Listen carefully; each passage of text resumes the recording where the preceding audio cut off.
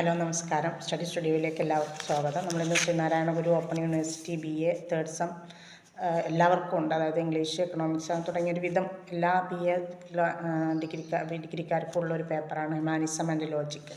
അതിലെ രണ്ടാമത്തെ ബ്ലോക്കിലെ ഫസ്റ്റ് യൂണിറ്റാണ് ഇന്ന് ക്ലാസ്സിൽ ഡിസ്കസ് ചെയ്യാൻ പോകുന്നത്. അപ്പോൾ ക്ലാസ്സിലേക്ക് പോകുന്നതിന് മുമ്പ് നിങ്ങൾ എൻ്റെ ഈ ചാനൽ ആദ്യമായിട്ടാണ് കാണുന്നതെങ്കിൽ സബ്സ്ക്രൈബ് ചെയ്യുക, ഷെയർ ചെയ്യുക, നിങ്ങളുടെ കമൻറ്റുകൾ എഴുതി അറിയിക്കുക. ഒപ്പം പെയ്ഡ് നോട്ട്സ്, മലയാളത്തിൽ പെയ്ഡ് നോട്ട്സ്, പെയ്ഡ് അസൈൻമെൻറ്റ്സ് ഒക്കെ ഉണ്ട്. മുൻ വീഡിയോസിലൊക്കെ ഡിസ്ക്രിപ്ഷൻ ബോക്സിൽ വാട്സപ്പ് നമ്പർ കൊടുത്തിരുന്നു. അപ്പോൾ ആ നമ്പറിൽ ബന്ധപ്പെടുകയാണെങ്കിൽ ഡീറ്റെയിൽസ് തരാം കേട്ടോ. പല സെമ്മുകളുടേതുണ്ട്, തേർഡ് സെമ്മ് വരെ പല ഫസ്റ്റ് സെക്കൻഡൊക്കെ പല സബ്ജക്റ്റുകളുടെയും നോട്ട്സ് ഉണ്ട്. അപ്പോൾ ഏതൊക്കെ ഡീറ്റെയിൽസ് കാര്യങ്ങൾ അറിയാൻ നിങ്ങൾ വാട്സപ്പിൽ വരികയാണെങ്കിൽ പറയാം. ഓക്കെ, ഇപ്പോൾ ക്ലാസ്സിലേക്ക് പോകാം. നമുക്ക് ഇതിൽ നമ്മൾ പറഞ്ഞു ഹ്യൂമാനിസം ആൻഡ് ലോജിക്കിലെ രണ്ടാമത്തെ ബ്ലോക്കാണ്. രണ്ടാമത്തെ ബ്ലോക്കിലെ first unit introduction a very brief history of logic. ലോജിക്കിനെ കുറിച്ചിട്ട് അല്ലെങ്കിൽ തർക്കശാസ്ത്രത്തെക്കുറിച്ചുള്ളൊരു ഒരു ചുരുക്കിയ നോട്ടാണിത് തയ്യാറാക്കിയിട്ടുള്ളത്. അങ്ങനെ തന്നെയാണ് അതിൻ്റെ അധ്യായത്തിൻ്റെ പേരും കേട്ടോ. അപ്പോൾ നമുക്കിതിലൊരു എസ്സേ ക്വസ്റ്റ്യൻ ആദ്യം ഡിസ്കസ് ചെയ്യാം. Explain the concept of deductive reasoning, inductive reasoning and abductive reasoning. Discuss their differences, അതുപോലെ strengths and applications in various fields, providing relevant examples എന്നാണ്. അതായത് ഡിഡക്റ്റീവ് റീസണിങ്, ഇൻഡക്റ്റീവ് റീസണിങ്, അതുപോലെ അബ്ഡക്റ്റീവ് റീസണിങ് എന്നിവ തർക്കശാസ്ത്ര അനുമാനത്തിൻ്റെ 3 വ്യത്യസ്ത രൂപങ്ങളാണ്. അവ വിവിധ പഠന മേഖലകളിലും ദൈനംദിന ന്യായവാദത്തിലും നിർണായക പങ്ക് വഹിക്കുന്നു. ഓരോ സമീപനത്തിനും അതിൻ്റേതായ സവിശേഷതകളും ശക്തിപ്രയോഗങ്ങളും ഉണ്ട് അല്ലേ. അപ്പോൾ അതിൻ്റെ മലയാളം പറഞ്ഞില്ലേ ക്വസ്റ്റ്യൻ്റെ അല്ലേ. നമുക്ക് question meaning deductive reasoning, inductive reasoning, abductive reasoning എന്നിവ വിവരിക്കുക. പ്രസക്തമായ ഉദാഹരണങ്ങൾ നൽകിക്കൊണ്ട് വിവിധ മേഖലകളിൽ അവയുടെ വ്യത്യാസങ്ങൾ, പ്രാധാന്യം, പ്രയോഗങ്ങൾ എന്നിവ ചർച്ച ചെയ്യുക എന്നാണ് കേട്ടോ. അതിന് മലയാളം അതാണ്. പറഞ്ഞല്ലോ എന്താണ് deductive reasoning, inductive reasoning, abductive reasoning എന്നിങ്ങനെ തർക്കശാസ്ത്ര അനുമാനത്തിൽ 3 വ്യത്യസ്ത രൂപങ്ങളുണ്ട്. വിവിധ പഠന മേഖലകളിലും അതുപോലെ ദൈനംദിന ന്യായവാദത്തിലും നിർണായകമായ പങ്ക് വഹിക്കുന്നുണ്ട്. ഓരോ സമീപനത്തിനും അതിൻ്റേതായ സവിശേഷതകളും അതുപോലെ തന്നെ ശക്തിപ്രയോഗങ്ങളും ഉണ്ട്. നമ്മൾ ആദ്യം ഡിഡക്റ്റീവ് റീസണിങ് ആണ്. നിയുക്ത അല്ലെങ്കിൽ നിഗമന യുക്തി ചിന്തനം എന്ന് പറയും. ഡിഡക്റ്റീവ് റീസണിങ് എന്നത് തർക്കശാസ്ത്രത്തിലെ അനുമാനത്തിൻ്റെ രൂപമാണ്. അവിടെ നിഗമനം അവയുടെ ആധാരവാക്യങ്ങളിൽ നിന്ന് അനിവാര്യമായിട്ട് പിന്തുടരുന്നു. ആധാരവാക്യങ്ങൾ ശരിയും ന്യായവാദവും സാധുവുമാണെങ്കിൽ നിഗമനം ശരിയായിരിക്കണം. ആധാരവാക്യങ്ങളുടെ സത്യം നിഗമനത്തിൻ്റെ സത്യത്തിന് ഉറപ്പ് നൽകുന്ന വിധത്തിലാണ് ഡിഡക്റ്റീവ് വാദങ്ങൾ ക്രമീകരിച്ചിട്ടുള്ളത്. ബന്ധത്തിലുള്ള ന്യായവാദം പലപ്പോഴും ഉറപ്പും ലോജിക്കൽ നെസസിറ്റി, അതായത് അത്യാവശ്യവുമായിട്ട് ബന്ധപ്പെട്ടിരിക്കുന്നു. അപ്പം അതിനുദാഹരണം, എല്ലാ മനുഷ്യരും മരണമുള്ളവരാണ്. സോക്രട്ടീസ് ഒരു മനുഷ്യനാണ്, അതുകൊണ്ട് സോക്രട്ടീസിന് മരണമുള്ളവനാണ്. ഗണിതം, ലോജിക്ക്, കമ്പ്യൂട്ടർ പ്രോഗ്രാമിംഗ് തുടങ്ങിയ മേഖലകളിൽ നിഗമന ചിന്തനം വ്യാപകമായിട്ട് ഉപയോഗിക്കപ്പെടുന്നുണ്ട്. അവിടെ ഉറപ്പും കൃത്യതയും അത്യാവശ്യമാണ്. നിയമപരമായ ന്യായവാദത്തിലും ഇത് നിർണായകമാണ്. അവിടെ വാദങ്ങളും നിഗമനങ്ങളും നിർമ്മിതമായ നിയമങ്ങളിൽ നിന്നും കീഴ്വഴക്കങ്ങളിൽ നിന്നും യുക്തിസഹമായിട്ട് ഉരുത്തിരിഞ്ഞു എന്നതായിരിക്കണം എന്നുള്ളത്. ഇനി ഇൻഡക്റ്റീവ് റീസണിംഗ് ആണ്. ആഗമന യുക്തിചിന്തനം എന്ന് പറയും. നിരീക്ഷണങ്ങൾ, പാറ്റേണുകൾ അല്ലെങ്കിൽ അനുഭവപരമായ തെളിവുകൾ എന്നിവയെ അടിസ്ഥാനമാക്കി നിഗമനങ്ങളിൽ എത്തിച്ചേരുന്നതാണ് ആഗമന യുക്തിചിന്തനം. ഇൻഡക്റ്റീവ് ന്യായവാദത്തിൽ നിലവിലുള്ള ആധാരവാക്യങ്ങളെയോ അല്ലെങ്കിൽ തെളിവുകളെയോ അടിസ്ഥാനമാക്കിയുള്ള നിഗമനം കേവലം ഒരു സാധ്യത അല്ലെങ്കിൽ ഒരു പ്രോബബിലിറ്റി മാത്രമാണ് നൽകുന്നത്, ഉറപ്പ് നൽകുന്നില്ല. ഇൻഡക്റ്റീവ് ന്യായവാദം നിർദ്ദിഷ്ട സന്ദർഭങ്ങളിൽ നിന്നോ അല്ലെങ്കിൽ നിരീക്ഷണങ്ങളിൽ നിന്നോ പൊതുവായ തത്വങ്ങളിലേക്കോ സിദ്ധാന്തങ്ങളിലേക്കോ ആണ് നീങ്ങുന്നത്. അതിനുദാഹരണം, കഴിഞ്ഞ കാലങ്ങളിൽ എല്ലാ ദിവസവും രാവിലെ സൂര്യൻ ഉദിച്ചു, അതുകൊണ്ട് നാളെയും എന്ത് ചെയ്യും, സൂര്യൻ ഉദിക്കും. അതായത് നമ്മൾ മിക്സിഡായിട്ട് കാണുന്നതുകൊണ്ട് അതങ്ങനെ സംഭവിക്കും എന്നുള്ള രീതിയിലുള്ളത്. നിരീക്ഷണങ്ങളുടെയും പരീക്ഷണങ്ങളുടെയും അടിസ്ഥാനത്തിൽ അനുമാനങ്ങൾ രൂപപ്പെടുത്തുകയും തെളിവുകളുടെ ശേഖരണത്തിലൂടെ സിദ്ധാന്തങ്ങൾ വികസിപ്പിക്കുകയും ചെയ്യുന്ന ശാസ്ത്രീയ വീക്ഷണത്തിൻ്റെ ആഗമന യുക്തിചിന്തനം അത്യന്താപേക്ഷിതമാണ്. ഡാറ്റകളിൽ നിന്ന് പാറ്റേണുകളും സാമാന്യവൽക്കരണങ്ങളും നടത്തുന്ന സ്റ്റാറ്റിസ്റ്റിക്, മെഷീൻ ലേണിംഗ്, ഡാറ്റ വിശകലനം തുടങ്ങിയ മേഖലകളിൽ ഇത് വ്യാപകമായിട്ട് ഉപയോഗിക്കപ്പെടുന്നുണ്ട്. ഇനി അഡാക്റ്റീവ് റീസണിംഗ് ആണ്. അഡാക്റ്റീവ് റീസണിംഗ് എന്ന് പറഞ്ഞാൽ മികച്ച വിശദീകരണത്തിലേക്കുള്ള അനുമാനം എന്നും ഇത് അറിയപ്പെടുന്നുണ്ട്. ഒരു കൂട്ടം നിരീക്ഷണങ്ങൾക്കോ വസ്തുക്കൾക്കോ ഏറ്റവും വിശ്വസനീയമോ സാധ്യതയുള്ളതോ ആയ വിശദീകരണം നൽകുന്ന ഒരു യുക്തിചിന്തനമാണത്. നിരീക്ഷണങ്ങളിൽ നിന്ന് ഏറ്റവും സാധ്യതയുള്ള വിശദീകരണങ്ങളിലേക്കോ അല്ലെങ്കിൽ സിദ്ധാന്തങ്ങളിലേക്കോ നീങ്ങുന്ന തർക്കശാസ്ത്രത്തിൻ്റെ ഒരു രൂപമാണത്. ഉദാഹരണം, തറയിൽ നനഞ്ഞ കാൽപ്പാടുകൾ നിങ്ങൾ ശ്രദ്ധിക്കുക. വാതിലുകൾ തുറന്നിരിക്കുന്നു എന്നതിൻ്റെ അർത്ഥം അത് അബ്ഡക്റ്റീവ് റീസണിങ്, പുറത്ത് മഴ പെയ്യുന്നു എന്നതാണ്. അതായത് അങ്ങനെ വെള്ളം വരുന്നുണ്ടെങ്കിൽ നമ്മൾ അപ്പോൾ മഴ പെയ്യാവാം, അല്ലെങ്കിൽ നമ്മൾ എന്താണ് മുറ്റത്ത് വെള്ളമുണ്ട്, അങ്ങനെ എന്തെങ്കിലും ഒരു ധാരണ നമ്മുടെ ഉള്ളിലുണ്ടാവും. അതാണ് മെഡിക്കൽ ഡയഗ്നോസിസ് പോലെയുള്ള മേഖലകളിൽ അബ്ഡക്റ്റീവ് ലേണിംഗ് അല്ലെങ്കിൽ റീസണിങ് സാധാരണയായിട്ട് ഉപയോഗിക്കാറുണ്ട്. അവിടെ ഡോക്ടർമാർ ലക്ഷണങ്ങൾ നിരീക്ഷിക്കുകയും ഏറ്റവും സാധ്യതയുള്ള കാരണമോ രോഗമോ ഡയഗ്നോസ് ചെയ്യുകയും ചെയ്യുക. ഫോറൻസിക് പോലുള്ള മേഖലകളിലും ഇത് ഉപയോഗിക്കുന്നുണ്ട്. അവിടെ അന്വേഷണ ഉദ്യോഗസ്ഥർ തെളിവുകൾ വിശകലനം ചെയ്യുകയും എന്താണ് സംഭവിച്ചിരിക്കാമെന്നതിനെക്കുറിച്ചുള്ള അനുമാനങ്ങളിൽ എത്തിച്ചേരുകയും ചെയ്യുന്നു. ഇനി വ്യത്യാസങ്ങളും മേന്മകളും നോക്കാം. അതുകൂടി നമ്മളോട് ചോദ്യത്തിലുണ്ടല്ലോ. ഈ യുക്തിചിന്തന സമീപനങ്ങൾ തമ്മിലുള്ള പ്രധാന വ്യത്യാസം അനുമാനത്തിൻ്റെ സ്വഭാവത്തിലും നിഗമനവുമായിട്ട് ബന്ധപ്പെട്ട ഉറപ്പിലുമാണ്. ഇപ്പം നിഗമന യുക്തിചിന്തനം ഉറപ്പ് അല്ലെങ്കിൽ ലീഗൽ നെസസിറ്റി നൽകുന്നുണ്ട്, പക്ഷേ അത് ആധാരവാക്യങ്ങളുടെ സത്യത്തെ ആശ്രയിച്ചിരിക്കും. ആഗമന യുക്തിചിന്തനം തെളിവുകളെ അടിസ്ഥാനമാക്കിയുള്ള സാമാന്യവൽക്കരണങ്ങളും പ്രവചനങ്ങളുമാണ് അനുവദിക്കുന്നത്. അതുകൊണ്ട് ഇവിടെ നിഗമനങ്ങൾ ഉറപ്പുള്ളതല്ല, മറിച്ച് കേവലം സാധ്യതയുള്ളത് മാത്രമാണ്. മറുവശത്ത് അബ്ഡക്റ്റീവ് റീസണിങ് ആണെങ്കിൽ ഒരു കൂട്ടം നിരീക്ഷണങ്ങൾക്ക് ഏറ്റവും വിശ്വസനീയമായ വിശദീകരണം കണ്ടെത്താൻ അത് ലക്ഷ്യമിടുന്നുണ്ട്. എന്നാൽ നിഗമനം ശരിയാണ് എന്ന് കരുതുന്നതിനും കഴിയില്ല, അല്ലെങ്കിൽ അതിൽ ഉറപ്പില്ല. തർക്കശാസ്ത്രത്തിൻ്റെ അല്ലെങ്കിൽ യുക്തിചിന്തനത്തിൻ്റെ ഒരു രൂപത്തിനും അതിൻ്റേതായ ശക്തിയും പ്രയോഗവുമുണ്ട്. ഓരോ രൂപത്തിനുമുണ്ട്.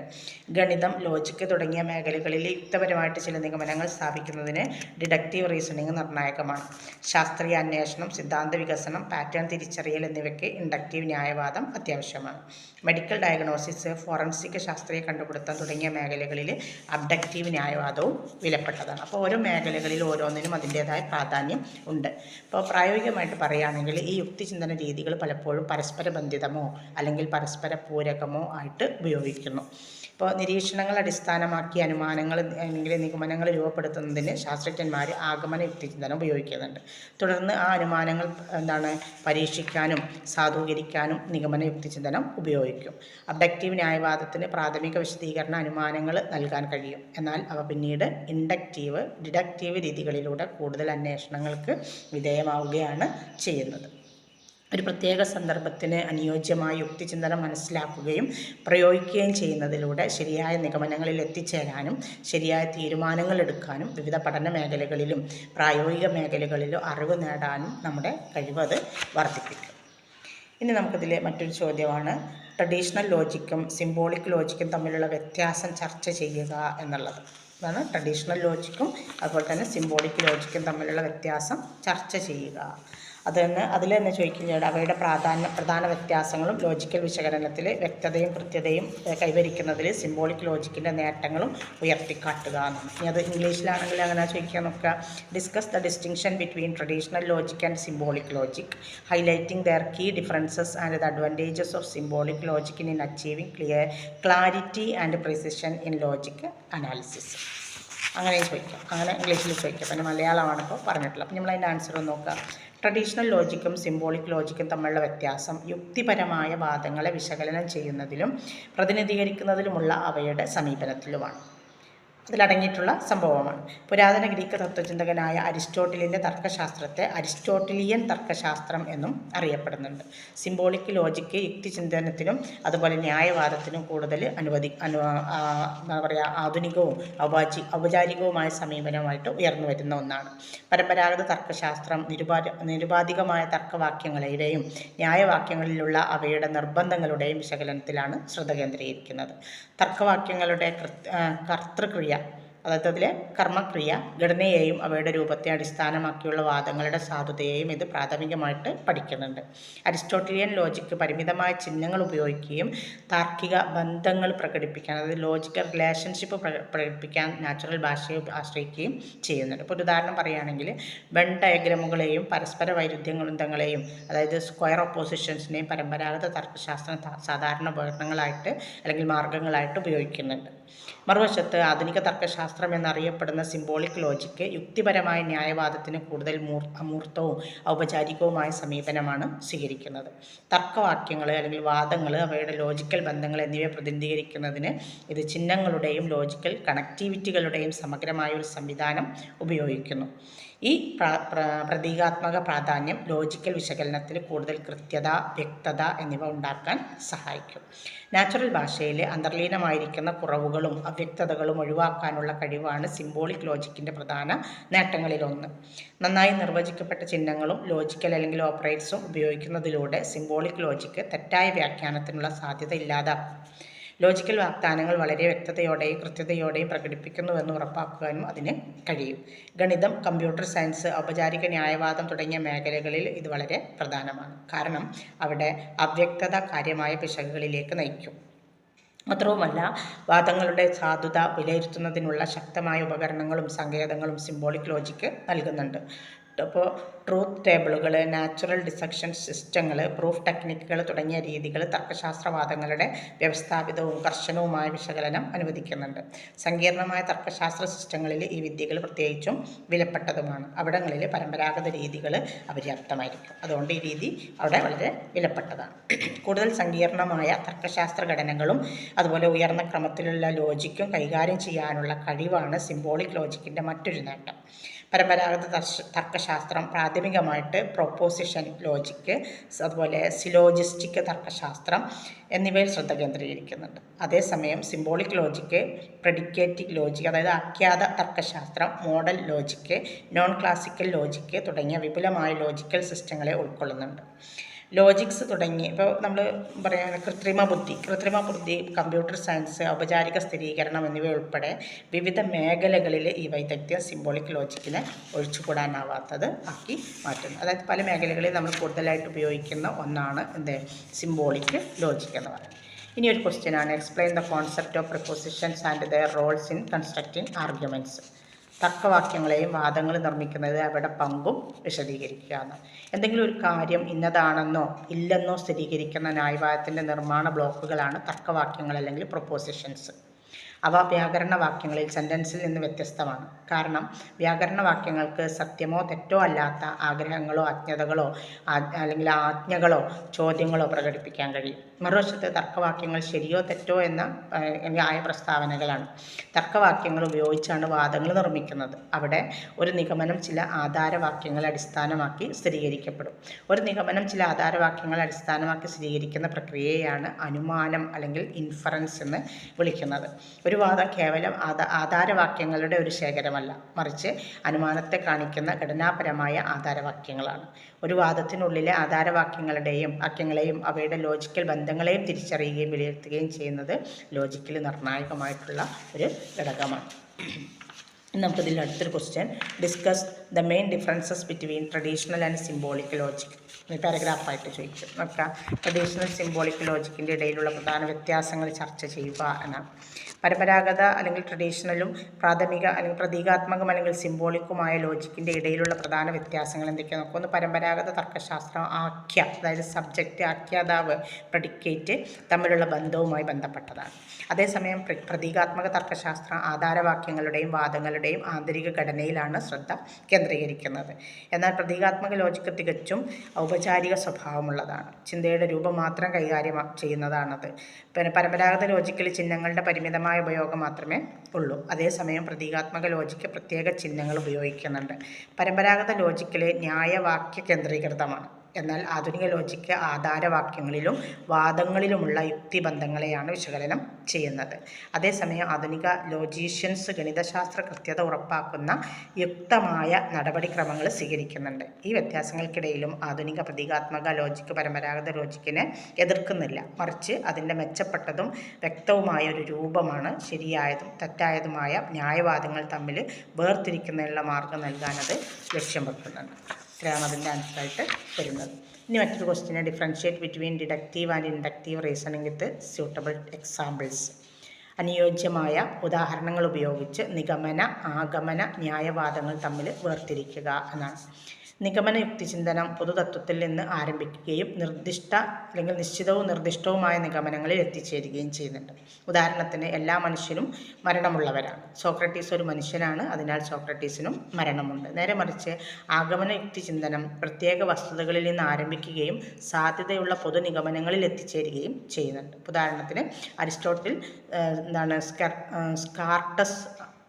അപ്പോൾ ഈ അരിസ്റ്റോട്ടിൽ മനുഷ്യന് മരണമുള്ളവനാണ്. അപ്പോൾ നേരത്തെ പറഞ്ഞു ബേക്കൺ മനുഷ്യന് മരണമുള്ളവനുമാണ്. എന്നാൽ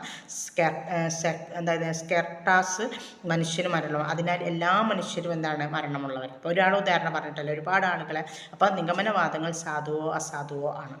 അതേസമയം ആഗമനവാദങ്ങൾ ശക്തമോ ദുർബലമോ ആണ്. കൂടാതെ നിഗമന യുക്തിചിന്തനം മൊത്തത്തിൽ ശരിയായത് ഭാഗത്ത് നിന്ന് ശരിയാണ് എന്ന തത്വത്തെ പിന്തുടരുന്നു. അതേസമയം ആഗമന യുക്തിചിന്തനം ചില ഭാഗത്തിന് ശരിയായത് മൊത്തത്തിൽ ശരിയാണ് എന്ന തത്വത്തെ പിന്തുടരുന്നു. അതായത് ഏതെങ്കിലും ഒരു ഭാഗത്ത് ശരിയാണെങ്കിൽ പിന്നെ അത് എല്ലായിടത്തും അത് തന്നെയാണ് ശരി എന്നുള്ളൊരു ചിന്തയിലേക്ക് നമ്മളെ കൊണ്ടെത്തിക്കുകയാണത് ചെയ്യുന്നത്. ഇനിയൊരു ചോദ്യം, discuss the historical development of logic from Aristotle to the modern symbolic logic. Aristotelian തർക്കശാസ്ത്രത്തിൽ നിന്ന് ആധുനിക സിംബോളിക് തർക്കശാസ്ത്രത്തിലേക്കുള്ള അല്ലെങ്കിൽ തർക്കശാസ്ത്രത്തിൻ്റെ ചരിത്രപരമായ വികാസം ചർച്ച ചെയ്യുക. പാരഗ്രാഫ് ക്വസ്റ്റ്യനാണ് കേട്ടോ. നമുക്ക് അരിസ്റ്റോട്ടിലെ വർഗീകരണ തർക്കശാസ്ത്ര വാക്യങ്ങളിലും ന്യായവാക്യങ്ങളിലും ശ്രദ്ധ കേന്ദ്രീകരിച്ചു. ഡിഡക്റ്റിക് ലോജിക്കിൻ്റെ കൃത്യമായൊരു സംവിധാനം രൂപപ്പെടുത്തിയ ആദ്യത്തെ മികച്ച ലോജിഷ്യൻ ആയി അറിയപ്പെടുന്നത്. അരിസ്റ്റോട്ടിലിന് ശേഷം ക്രിസിപ്പസ് തർക്കശാസ്ത്രപരമായ വിശകലനം ഉയർന്ന തലത്തിലേക്ക് കൊണ്ടുപോയി. റോമൻ സാമ്രാജ്യത്തിൻ്റെ തകർച്ചയുടെ സമയത്ത് ഗ്രീക്കിലെ ലോജിക് പണ്ഡിതരുടെ കൃതികൾ അൽ ഫറാബി, അവിസെന്ന തുടങ്ങിയ മുസ്ലിം പണ്ഡിതന്മാരാൽ സംരക്ഷിക്കപ്പെട്ടു. പാശ്ചാത്യ രാജ്യങ്ങളിൽ പീറ്റർ അബെലാർഡ്, മെനോലെ ഒക്കാമിലെ വില്യം തുടങ്ങിയ ലോജിക്കൽ പണ്ഡിതർ വ്യക്തി ചിന്തനത്തെയും തർക്കശാസ്ത്രത്തെയും കൂടുതൽ വികസിപ്പിച്ചെടുത്തു.